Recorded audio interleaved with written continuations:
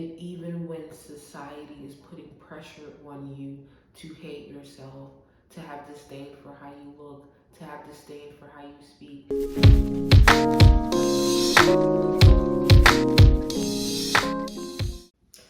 Prosperity and abundance to everyone tuning in. I am Mrs.Melanin, and it is an honor and a pleasure to be back with you all.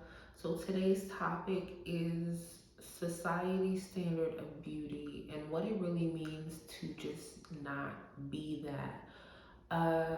This is something that came to my mind because first and foremost, I want to affirm anyone who's watching this video who do not align with society's standard of beauty, and it's not something that you're choosing to do per se.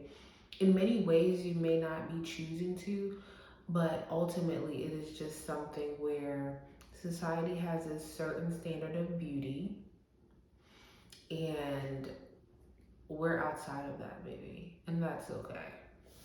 So seeing yourself spiritually is extremely important because, and not just spiritually, but let's say letting your internal world dictate how you feel, allowing your sense of integrity, allowing your own love for self, not toxic, selfish, fake love for self, but a true love and appreciation for who you've been purposed to be.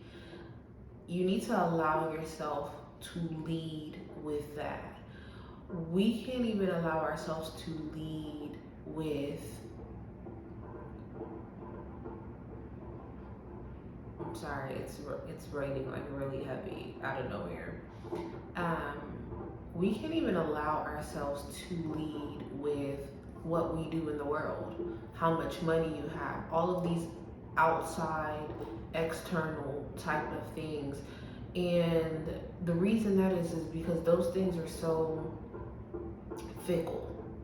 Okay, beauty, you can be as beautiful as possible for years upon years as you age. A lot of people with age, that's one thing.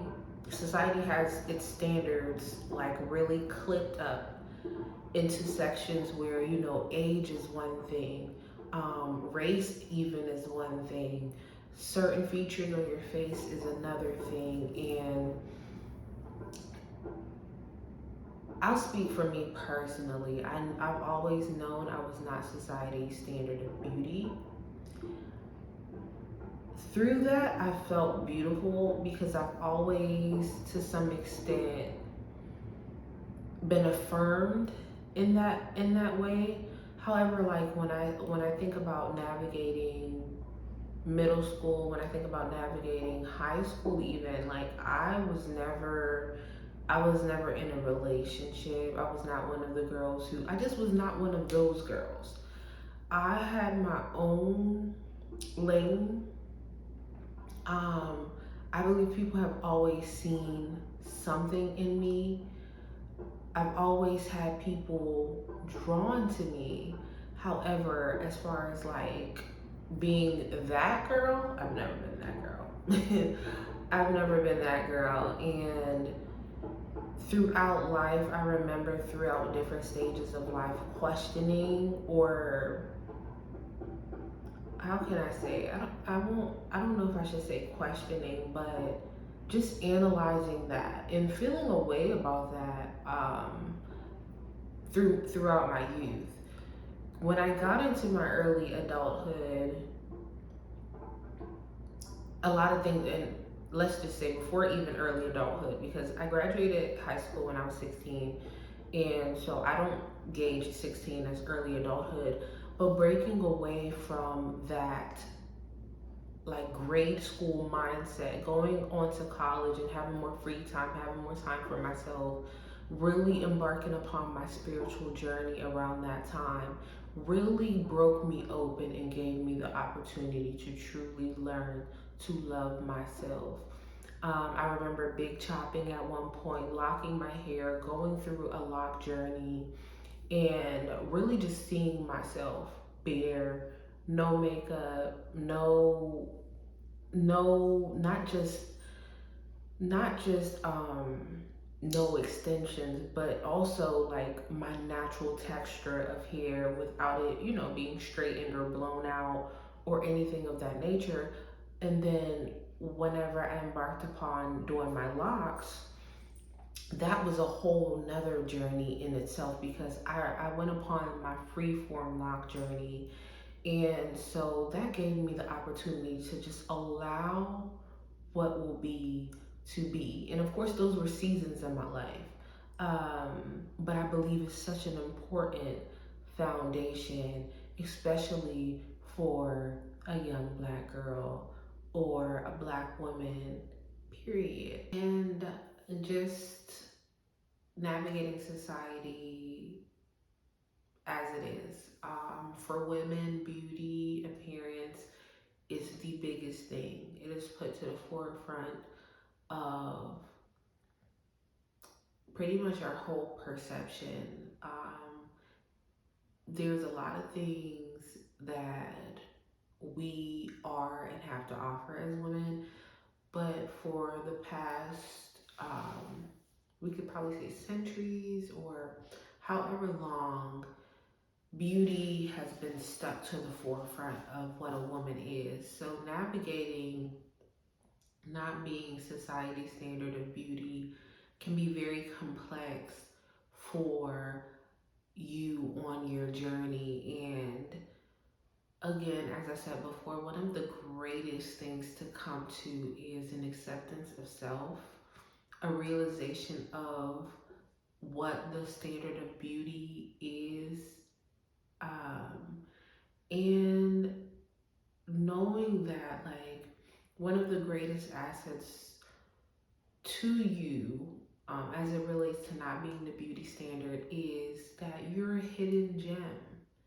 You're a hidden gem, especially if you have quality character, if you walk with integrity, you know how to do the work on yourself behind closed doors, like, and you're operating within your authentic nature. That's really, really powerful as a woman. And we are made in a way where we are magnetic, and your alignment is really secured when you formulate a relationship with the Most High. And I say that because the way we are designed, again, to magnetize things to us, when we are in our authentic self, when we do allow our own beauty, our own unique beauty to shine, no, it will not attract um, a million suitors, but it will magnetize exactly what you need to yourself. And a lot of times the focus is on, like, you want to be desired, or you want to be validated, you want to be seen, um, and that's okay. That's okay. However, if you have the opportunity to, you'll get to the space where you really realize how important it is to be validated within self and to have that alignment with the Most High. There's so many different types of beauty, and society's standard of beauty is not all that you're limited to. Your power is really being you, really finding what type of feminine vessel that you are, really learning yourself and being able to work on yourself. First and foremost, in society right now, more than ever before, people can pretty much alter their whole entire appearance physically. You can go from slim to extremely thick. You can go from fat to skinny. You can go from light. You can go from light to dark, from dark to light. Like, there's so much editing physically. And I really think that should put more of an emphasis on the fact that you can't just sit around and trust the physical wholly and solely. There's so much more to us as people, and our innate nature is really it's really what determines the longevity of things. So as it relates to seeing society standard of beauty, seeing certain celebrities, nowadays we have more versatility in shows and representation, and that is actually pretty monumental, because no matter what shape or form nowadays, you do have people who represent that. But regardless of that fact, within yourself, you have to be content with who you are. One of the things I was telling myself the other day is, self-love is so easy when it comes to a certain version of yourself, right? When you're the weight you want to be, when you have the money you want to have, or when you're in the place you want to be in, or you're in the relationship you want to be in. Self-love seems so simple then. However, true self-love is learning to love yourself at every version of yourself, and despite what society has to say. And even when society is putting pressure on you to hate yourself, to have disdain for how you look, to have disdain for how you speak, to have disdain for how you maneuver, it's really about, again, and I speak so highly about the Most High, because that personal connection is so important. That alignment is so important, because the same person that's calling you beautiful today can call you all types of other names the next day. And even with our own self-worth and self-esteem, at times it will waver. There will be changes and shifts. But I think now more than ever, we're in a great space where you can really hone in on what makes you you.